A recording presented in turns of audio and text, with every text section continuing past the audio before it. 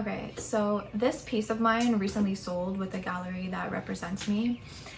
And it makes sense because it was one of my first pieces that I ever made and one of my most popular. It played a major role in launching my career and in my first gallery show. And I feel like it also played a major role in just my development of my own style. I feel like when I made this was a very pivotal moment for me. But I've never really told anyone the story behind it, and it's kind of crazy. It involves onion juice, excessive hair loss, a lot of crying, and just a lot of anxiety and neurosis. And so I am gonna tell you the whole story today. Okay, so I've been drawing for almost 3 years, consistently that is. I started in August 2022, and since then I've released new artwork every single week. It was kind of by accident though. I didn't go to art school. I don't know any sophisticated techniques. Everything I've learned is what I have taught myself through trial and error. I don't even know a lot of the basic drawing techniques. I don't even know what this thing is called. One time in university, I was sketching in the park and the guy sitting next to me turned out to be a sculptor, and he was like, "Oh, that's good foreshortening." And I was like, is that? My point is, I didn't plan any of this. I actually thought I was gonna be a writer. And so I was working on my writing a lot. And by August of 2022, I got to the point where I was like, okay, I need a website, I need an email list, and I need to start sharing stuff every week regularly. And I decided for some reason that everything that I shared had to have its own drawing, which at the time didn't make any sense. But I think it was because subconsciously I just really wanted to make pictures. But at that time in my own life, I was going through a lot of, it was one of the most stressful times physically and emotionally. I'm not really gonna get into it, it's a lot of personal stuff, but basically I had a situation with an old friend of mine, a former friend, and the situation came to an end, but the stress lingered. So at that time I was very underweight and I was very thin, and then I started developing an issue where my scalp was literally itching uncontrollably all the time. And I couldn't sleep, my hair got really dry and brittle, it was falling out like crazy, and so naturally I leaned towards natural remedies like coconut oil and castor oil, and I put a ton of it on my scalp and I thought it would help. And it did not. The itching only got worse, the shedding got worse, and I didn't really realize that this was actually a medical condition. But my main concern was my hair falling out because I was losing so much hair at the time. And so I did a lot of research and I read that if you put onion juice on your scalp, it makes your hair grow back thick and healthy. And then I found Cardi B's recipe for her hair mask that she had online at the time, and it has mayonnaise, eggs, I think, castor oil, garlic juice, and onion juice, probably some other things I'm forgetting. So one day I mixed all of these things together, got my hair wet, put this delightful mixture all over my scalp, waited 30 minutes, washed it out, and what do you know? Clumps of hair were literally coming out like crazy when I was combing. Like, so much hair was coming out. It was like a huge handful like this. My scalp was burning. The itching was crazy. I was like, what the fuck is going on? So that whole experience set off a 2-month period in which I was completely deranged and obsessed with hair. Like, I was reading so much information about hair growth on a daily basis. I was reading about supplements, about nutrition. It was like the main thing that was occupying my mind, and it was like the obsession had complete control over me. I actually learned a lot about hair though, and I also learned a lot about all the ingredients in most of the shampoos and the hair care products that are actually really bad for you. Still, the itching and the burning just got worse, the shedding started getting worse.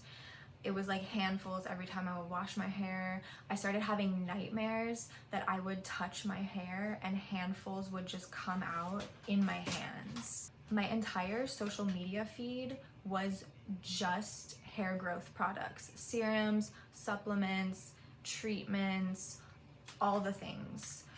I got to a level of anxiety where I was actually terrified to just touch my hair like this because it made me so anxious. Like, I felt like I was going crazy. I started tracking all the hair that I was losing by collecting it in a comb, counting every single strand, and logging it in a spreadsheet every day. And no, it was not 100% accurate. Meanwhile, I had also started drawing recently, and I was sticking to my commitment of releasing new drawings every week. And so all my early drawings that I made during this time, which was August, September, and part of October, are so charged with anxiety. This one is literally called Lights, Camera, Anxiety. And I don't have it with me because it's also at the gallery, but I remember the day that I made this, I actually messed it up the first time and had to start over because my hand was shaking so badly with anxiety that I could not hold a pen steady. So those of you who have been following me for a while, if you've ever wondered why my work from that time is so riddled with neurosis and anxiety, this is why. It was because I was so obsessed with my scalp issue and the hair problem that, like, I couldn't sleep, I couldn't focus on anything. I literally could not think about anything else except the fact that all my hair was gonna fall out and there was nothing I could do about it. That was my fear, at least. So then towards the end of September, I decided to I had tried like 7 different shampoos at this point, and I was like, you know what, like none of these things are working. I need to make my own shampoo. So I made a homemade shampoo out of African black soap, and I washed my hair with it. And I mean, for someone with African hair, that might not be a bad thing, but considering that I have European hair, number 1, and 2, I had a skin condition at the time, it literally like destroyed my scalp. So I washed my hair with it, I got out of the shower, I was combing, and then the thing that I had been terrified of happening finally happened. I flipped upside down and like a whole, I'm trying to show you, but like a whole like coil of hair like this literally just like came out in my hand, and then another one, and I was like, oh my god, it's actually happening. So that was the breaking point, quite literally. My roommates at the time thought that I had a curse on me and they were gonna take me to a spiritual healer so she could remove the evil eye. And honestly, I feel kind of bad because I was probably driving them crazy. Like, I remember one night we were all sitting in the living room just hanging out, and I was sitting on the floor holding ice cubes onto my scalp because it felt like it was on fire. So after crashing out following this incident, I decided that it was finally time to go to the doctor. And at this point, it had been like 2 months of this. Like, it was getting ridiculous. So I went to the walk-in clinic. I waited for like 2 hours. Finally, I told the doctor everything that I had done, like the whole saga. I just summarized it for him, and he was literally like typing on the computer, like trying not to laugh. But he decided to send me to a dermatologist. And if you know anything about the Canadian healthcare system, you know that in Canada, you can't just go to a dermatologist or a gynecologist or a neurologist or something. You have to get a referral from a regular doctor, and oftentimes it can take a really long time. And that's why I didn't want to go to the doctor in the first place, because the only time I went to a dermatologist before, which was many years ago, I had to wait like 8 or 9 months for an appointment. So when I was dealing with the hair issue, I was like, you know what, like, I'm not even, like, why would I do that? I'm not suffering for 8 months.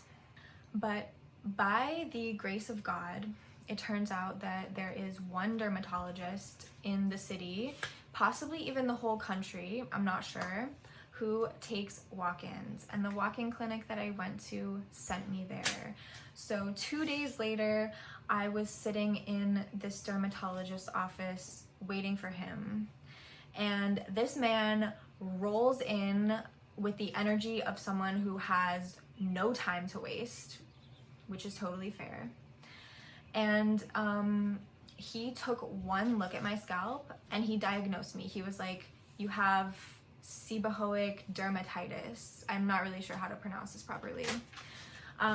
He told me I also have a ton of dandruff. and I was telling him, again, I was walking him through everything that I had done over those 2 months. Like, first I did the Cardi B mask with the onion juice, and then I did that shampoo, and then I did the black soap, and midway through, he was like, stop! Everything you are doing is making it worse. And he was quite strict with me, which was what I needed at the time. I was asking him, like, is all my hair gonna fall out? And he was like, no, you moron.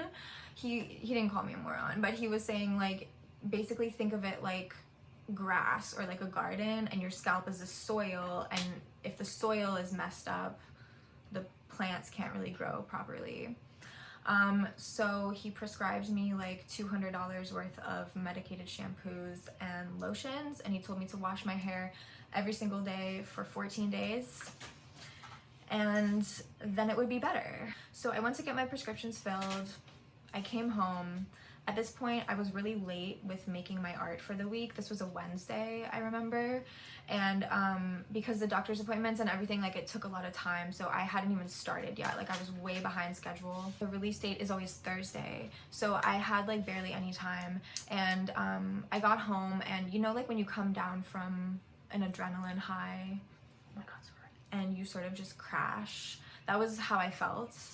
I was like, and also back then, it took me a lot longer to compose my images because, like, I had really just started and I was really just learning a lot of basic things. So it would take me just like a lot of effort to just figure out like what I'm actually doing on the paper. I just had like no energy at this point, and I was looking at my plan that I had made, and I was like, I can't do this. Like, there's no way I can do this. I considered skipping a week or just sending it on a different day because I really just wanted to lay down on the floor and do nothing and cry. But somehow I sat down on the floor and I opened a blank piece of paper, and I was like, okay, just pick up the pencil and just let your hand move and just make something. I had no plan. I was going on pure, raw, crash out emotion. And I had never freestyled like that before either. So I literally just let my hand just do whatever it was gonna do. And I was like, okay, whatever comes out, comes out. And then I realized it was kind of starting to look like a stomach. And I was like, okay, I like this, not bad. And then after a while, some more shapes came out. And then I was like, oh, okay, it's gonna be the main character and he's trapped inside the stomach. And the stomach is his own pessimistic, anxious, and neurotic thoughts that he can't get out of because he's in a mental prison of his own making. And that was exactly what I had been dealing with. I had literally spent the last 2 months in a mental prison trying to solve a problem that I couldn't solve on my own, and literally having a death grip that was making my fears become reality. So I got into the flow of the drawing, and as I got the basics down, I was kind of like, okay, it needs something, it needs more decoration, it needs like more shapes in it. So I just went downstairs to get a glass of water, and I noticed the lights in our living room, and they had been there for a while, but I never really noticed them before. And I just realized they have like a really nice, they have a very playful shape. So I put them in and I was like, okay, let's try this. And I ended up using those lights in a lot of different drawings after that, so that was interesting. So then I had to write the text that goes with it, and I was like, what am I gonna write? Like, I don't have any idea. So I was like, okay, just sit down and spill. And I wrote this letter. Let me read the letter for you. It's called In the Belly of a Monstrous Thought. Dear Simon, it's Simon. If you're reading this, it means that a monstrous thought, probably an overblown fear, has swallowed you whole, and now you're marinating in its poisonous stomach juices. Don't worry, I'm here to show you a way out. First, you have to lull the monster to sleep. Sing to it for 5 to 10 minutes, and then it'll drop off. Then look for the stalactite things. One of them is a fake. It has a different texture, and you should be able to tell by the wrinkles near the bottom. Grab it and pull it towards you. This will open the passageway into its mouth, and from there you can escape through the secret door. But be careful, if you grab the wrong one, you'll awaken the beast. Now get out of there and don't be such an idiot next time, you dumb fuck. Love, Simon. And I posted it on my Instagram, and it actually got the best response of anything I had shared so far. People commented, people replied to my email, they told me how much they liked it, they told me it was the best one so far, and I was shocked. Then exactly a year later, the following summer, this was my first piece that was shown at the gallery. And then this year, it sold to a psychologist who collects art, so that's where its new home is. But the thing is, this drawing almost didn't happen. When you want to crash out and you get into that extreme emotional state, if you're an artist, you have two options. You can either just lie down and go the crash out route and let the emotion consume you, or you can go this way where you don't suppress it, you don't pretend it's not happening, you don't try to go with business as usual, but you just channel everything that you're feeling and going through into making something and into bringing things together that don't usually go together to make something entirely new. And that is what alchemy is. And I feel like this was a very pivotal moment for me. But the thing is, I almost went the other way. I almost went the crash out way. I was literally this close to just going the crash out way. The only reason I didn't was because I had a commitment to send new art every week. And this was only like the 4th or 5th week or something like that, maybe 6th week, I'm not sure exactly, but it was still very early in the process. So I was like, I can't slack off now. If you slack off at the beginning of something, then, you know, it's not gonna work out. And the reason that I'm sharing this is because I think a lot of times we think that we have to be in the perfect state of being and existing to start something, or, you know, to make a piece of art, or to start the business, or start the website, or whatever it is. But it's a fallacy to think that you can ever fully be ready for a commitment. A lot of the times, the most important commitments are the ones that we have with ourselves, because the whole purpose is that you set a commitment for the project or the goal or even just the person that you want to become, and you're not fully ready yet, but then you level up to meet it. You level up to become that thing. And while you're within the structure of it, you kind of have to surrender to the process and let it change you, because you never know where things are going to lead. And then the next thing you know, you have gallery shows and you're selling artwork and your life looks totally different. The scalp infection that I had took a while to fully heal. It took a while for the hair obsession to fully go away. But I'm actually glad that I went through all of that stuff, because I learned a lot about hair in the process, and I also learned a lot about just nutrition and how to take care of myself physically and just be healthier, because your skin and your hair are a reflection of, you know, what's actually going on inside your body oftentimes. And I also learned that no matter what I'm feeling and no matter what I'm going through, I can use that and I can make something out of it. Is it like the butterfly effect? Is that what they call it? Where everything is connected, because the friendship affected my health, which affected my hair, which affected the drawing, which led to me getting this opportunity, and honestly kind of like led me into a whole new territory as an artist. I've evolved and my themes have changed a lot. They're very different now. So if you want to see more art and if you want to get it in your inbox, my Patreon and my email list are in the description. And that's all. Thank you so much for watching. I really appreciate it.